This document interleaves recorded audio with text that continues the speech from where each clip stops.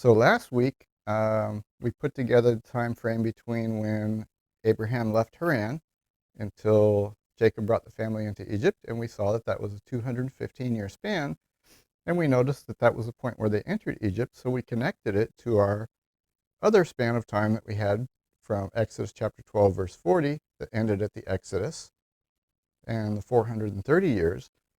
So we presumed that if that was the point where they entered Egypt, then we should be able to match those up. And the way we wanted to check that was to look at Joseph's age when they entered, when Jacob brought the family into Egypt. So Genesis chapter 41 tells us Joseph's age, and if you haven't done that yet, you can look that up. It's in Genesis chapter 1, verse 46, and then we're given a span of time.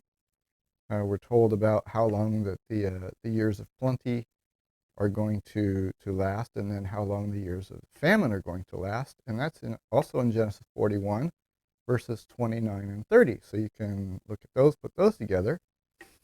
And then in Genesis chapter 45, if we look in verse 6, we're told how far along they were in that second set of 7 years. So we had the 7 years of plenty, and then we had 7 years of famine.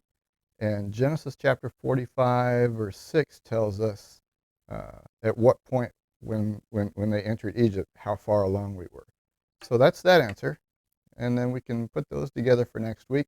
And then also we want to notice one more question. How old was Joseph when he died? And that one's a pretty easy one. That's the very last verse in the book of Genesis, Genesis chapter 50, verse 26.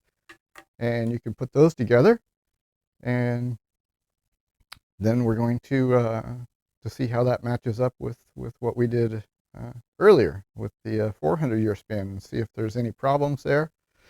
And we'll just take a look at that a little closer. So we'll see you next week.